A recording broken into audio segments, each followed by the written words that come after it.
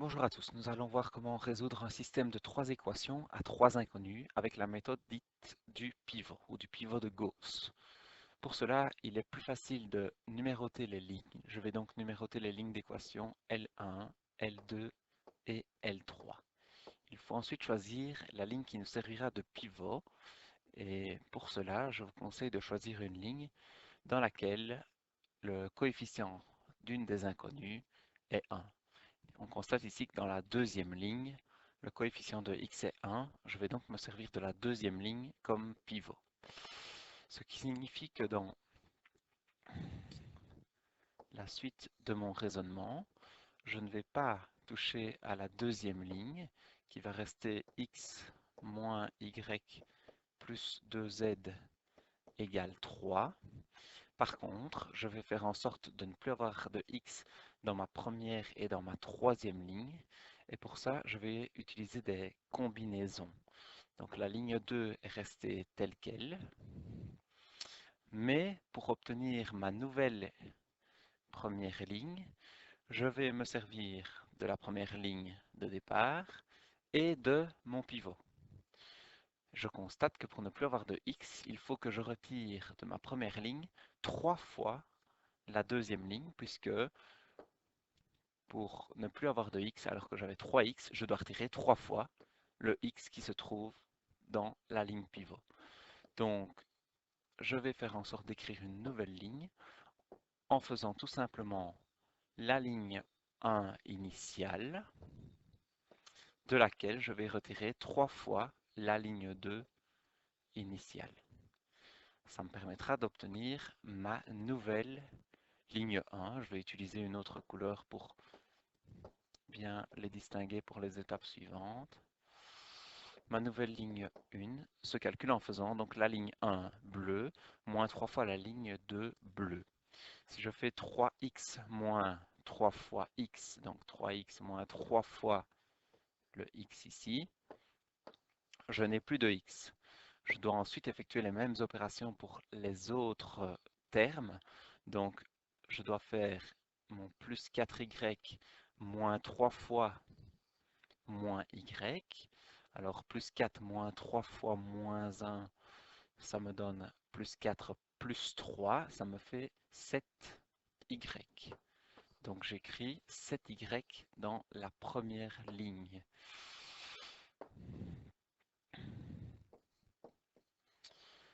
Au niveau des z, c'est le même principe. Donc, je prends, comme indiqué, une fois ma ligne 1, c'était moins z, et je retire 3 fois le plus 2z qu'on retrouve ici. Donc je retire 6z. Moins z, moins 6z, j'arrive à moins 7z.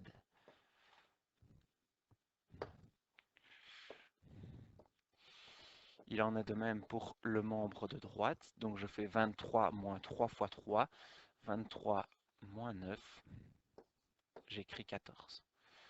Pour la troisième ligne, puisque j'avais au départ 2x et que je dois retirer ou ajouter ma ligne pivot un certain nombre de fois, je vais retirer 2 fois ma ligne pivot, puisque dans ma ligne pivot, j'ai seulement une fois le facteur x.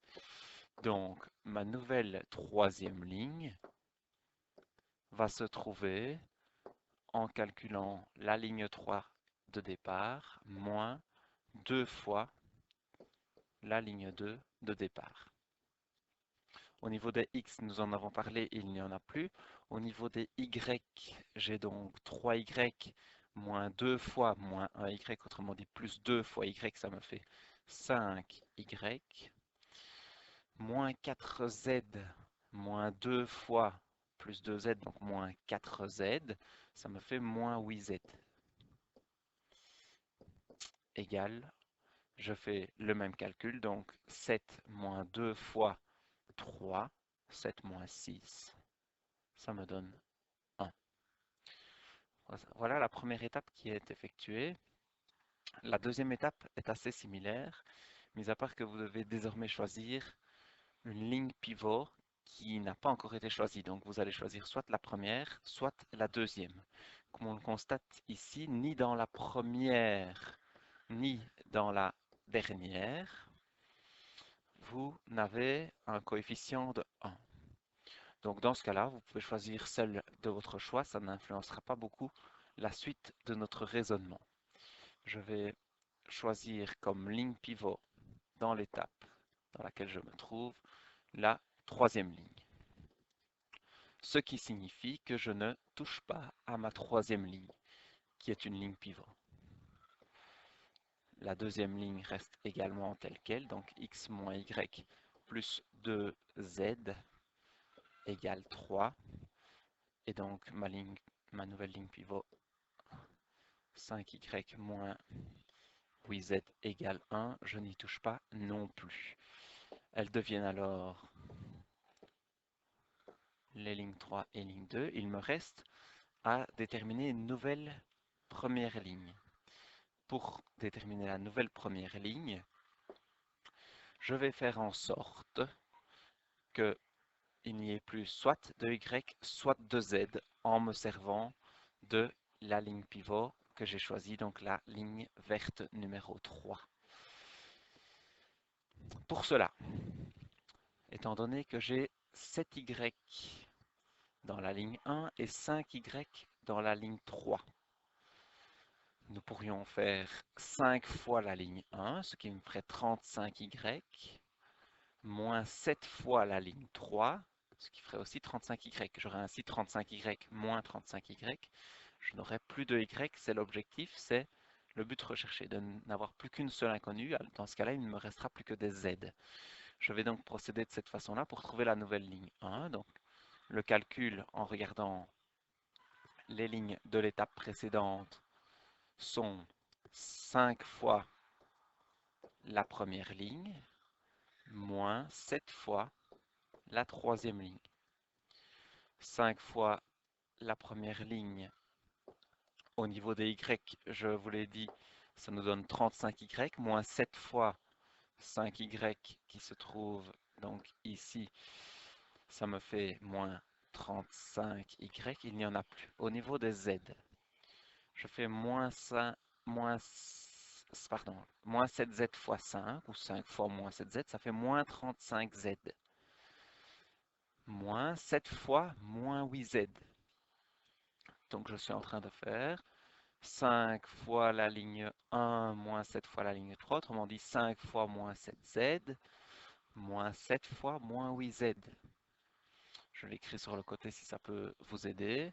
5 fois moins 7z, moins 7 fois moins 8z.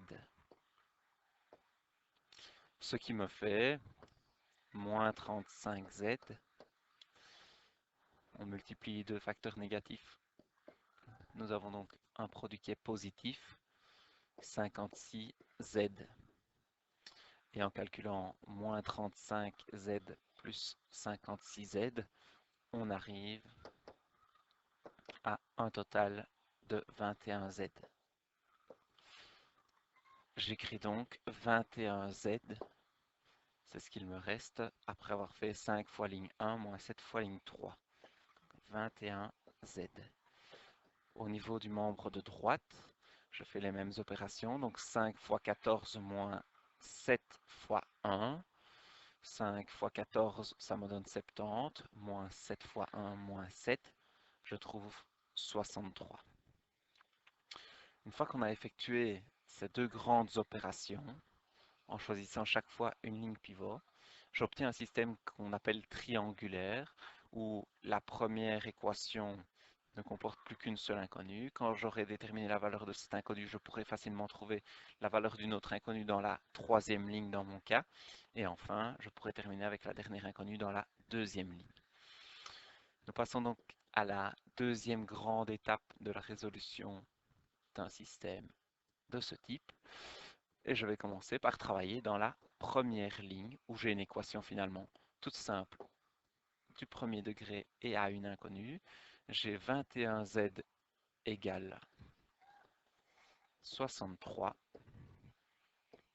En divisant les deux membres par 21, j'obtiens que z égale 63 21e. Autrement dit, z vaut 3. Maintenant que je sais que z vaut 3, je saurai facilement m'en sortir dans la troisième ligne rouge, puisque il y avait comme inconnu y et z. Mais étant donné que maintenant nous connaissons la valeur de z, il n'y a plus que y comme inconnu. Si je remplace z par sa valeur 3, j'ai 5y moins 8 fois 3 égale 1, ce qui me donne 5y moins 24 égale 1. 5y est donc égal à 1 plus 24.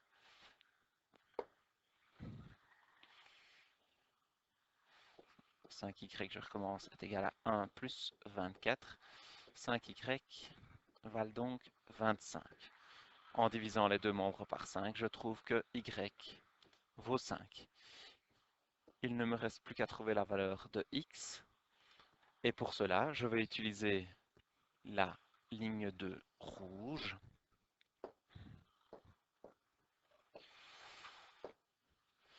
Où je remplace z par 3, y par 5.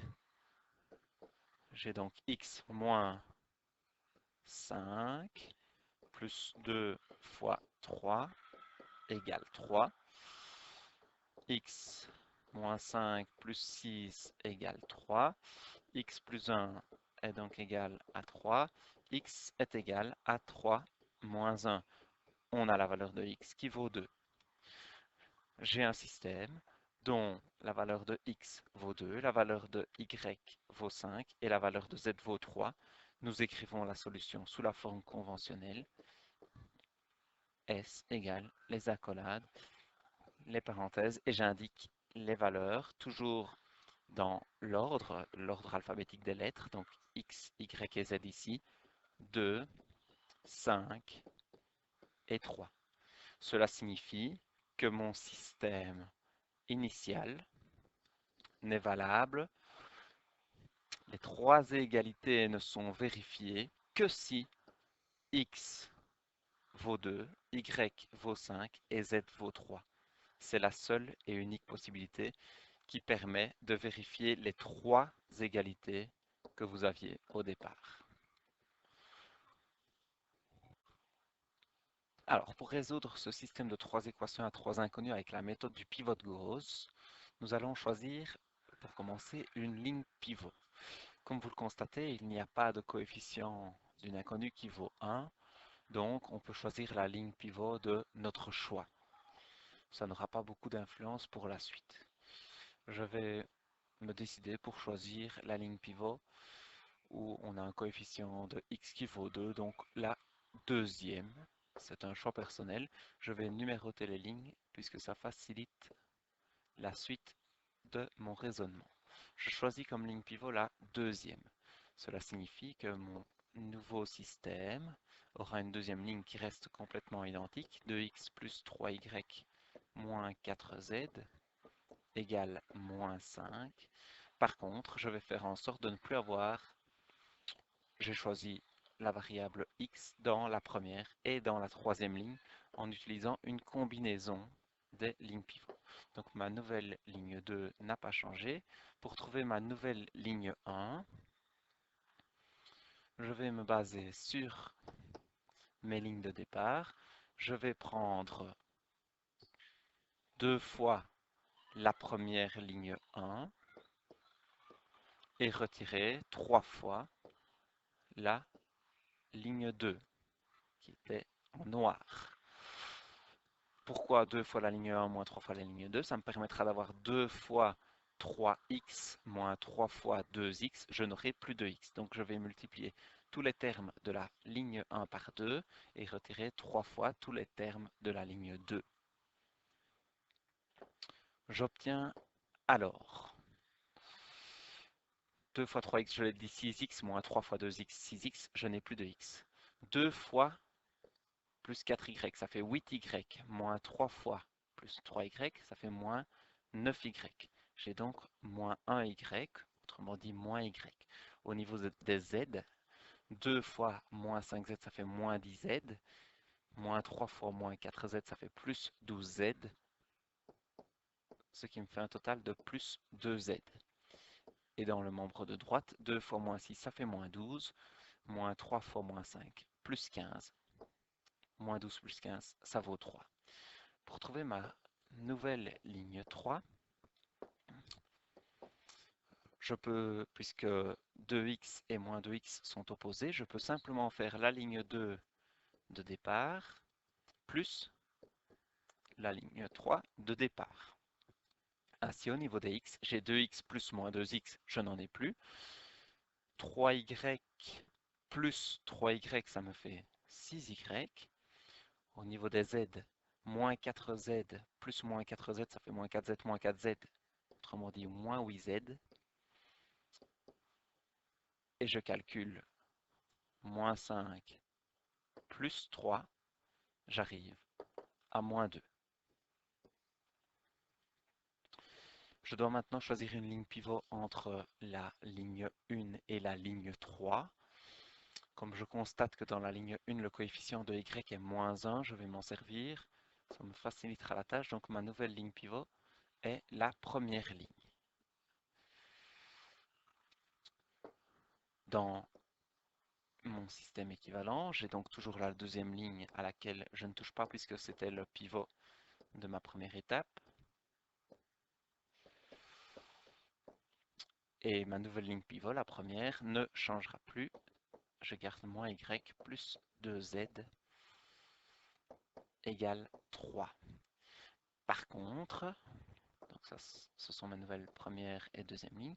Pour trouver ma nouvelle troisième ligne, je dois faire une combinaison avec la ligne 3 de l'étape précédente et la ligne 1 de l'étape précédente pour ne plus avoir de y ou de z. Ce sera plus facile ici de ne pas avoir de y, donc je vais faire en sorte de ne pas avoir de y. Pour cela, je vais partir de ma ligne 3 bleue, j'ai 6y, et je vais ajouter 6 fois la première ligne bleue. Comme ça, 6y plus 6 fois moins y, je n'aurai plus de y. Donc, c'est la combinaison que l'on peut trouver en faisant la ligne 3 qui était écrite en bleu juste au-dessus, moins 6 fois, pardon, plus 6 fois la ligne 1 écrite en bleu. De cette manière, au niveau des y, nous l'avons dit, 6y plus 6 fois moins y, je n'en ai plus. Au niveau des z, j'ai moins 8z plus 6 fois 2z, donc plus 12z, ça me fait 4z. Et au niveau des termes indépendants qui se trouvent dans le membre de droite, j'ai moins 2 plus 6 fois 3 plus 18, ça fait 16.